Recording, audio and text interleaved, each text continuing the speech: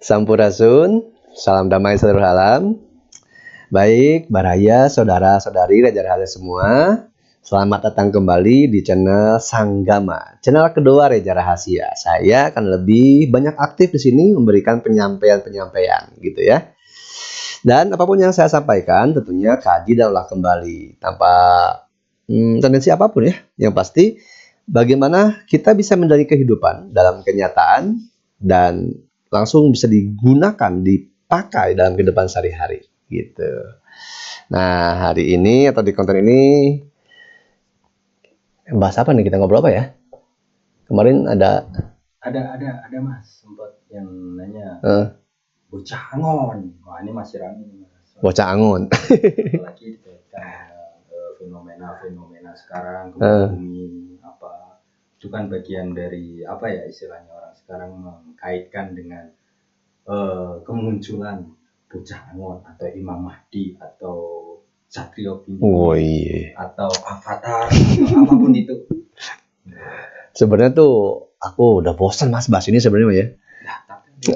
Ya tapi yang nanya ya, nggak apa-apa ya. Karena saya juga harus bertanggung jawab. Dulu pernah bikin konten. Iya.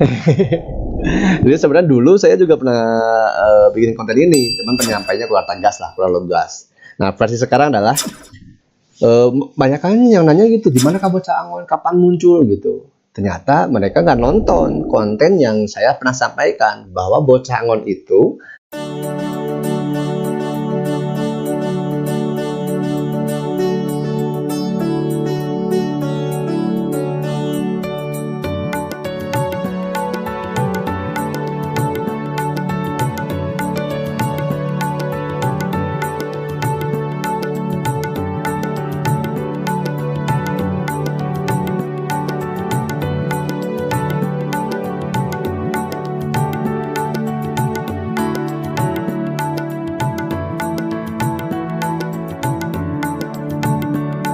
bahwa bocah angon itu adalah diri kita, si diri manusia yang dia mencari-cari sebuah kenyataan, sebuah pencerahan atau sebuah kesadaran di dirinya, di kehidupannya. Jadi ngumpulin semuanya tuh, pengetahuannya, entah pengetahuan dalam segi beragama, pengetahuan dalam segi berkeyakinan, pengetahuan yang langsung dialami secara nyata. Itu bocah angon. Gitu, makanya dianalogikan, diibaratkan dia itu ngumpul daun-daun kering kan. Itu sebuah pengetahuan tuh dalam kenyataan kehidupan loh ya, pengetahuannya yang dialami, bukan teori. Nah bocah angon ini kalau dia sudah mengalami kenyataan dalam langsung praktek nyata, bukan teori-teori katanya, si bocah angon ini akan naik jadi Satrio Piningit. Kenapa? Nah si Satrio Piningit sebenarnya ini ke diri kita. Kita ada punya raga, ada waruga. Nah, yang di dalam diri kita ini, si jati diri kita, itulah Satrio Piningit.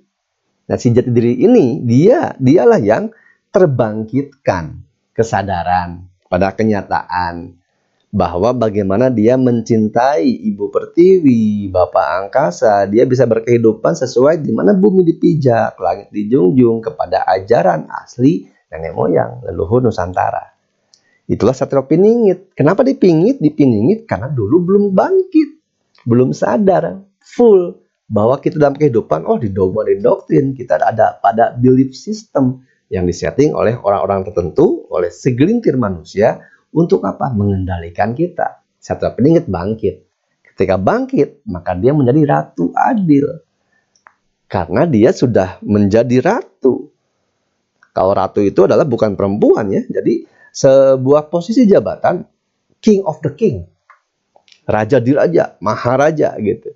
Jadi dia sudah mengetahui, mengenali seluruh kenyataan, kesadaran dirinya dari ujung rambut sampai ujung kaki, sehingga bangkit kesadaran dan jelas betul-betul berkontribusi untuk dirinya, untuk Ibu Pertiwi, untuk Bapak Angkasa, dan untuk semesta. Itu Satrio Piningit. Dan lalu naik ke Ratu Adil.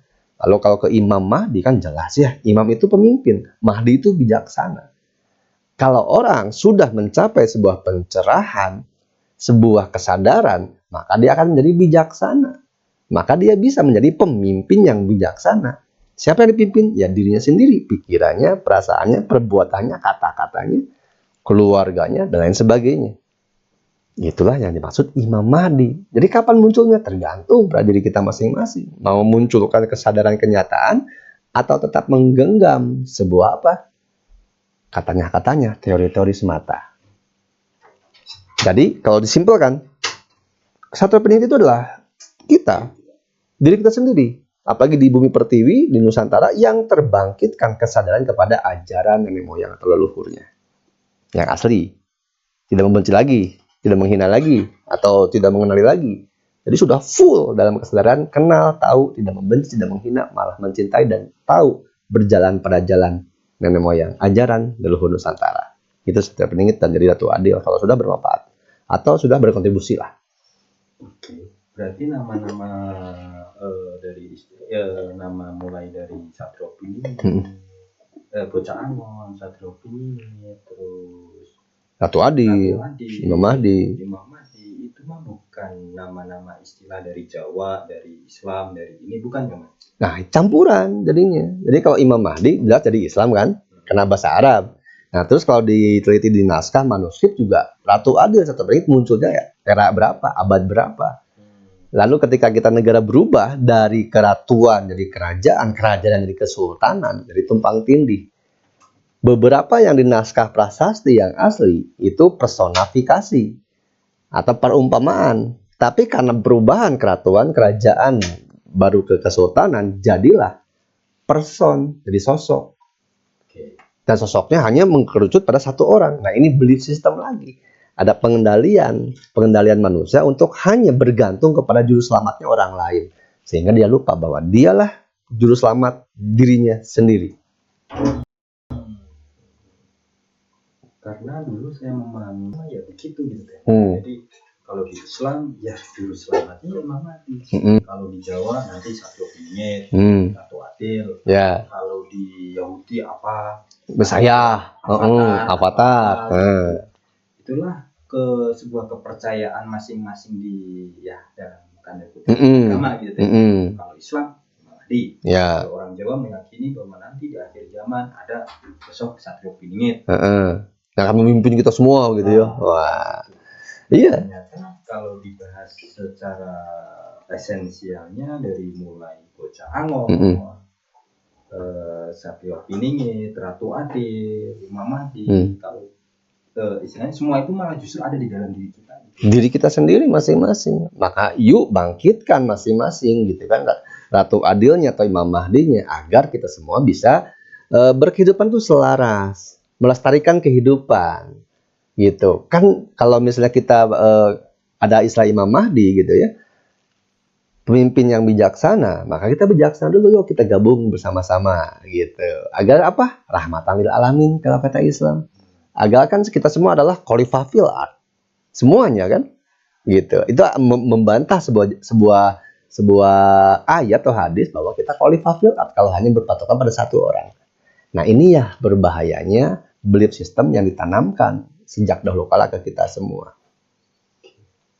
Seperti itu. Ya, semoga jawaban ini tidak menimbulkan pertanyaan-pertanyaan yang lain. Tapi kalaupun ada nggak apa-apa. Tulis aja di komentar, nanti saya jawab kembali.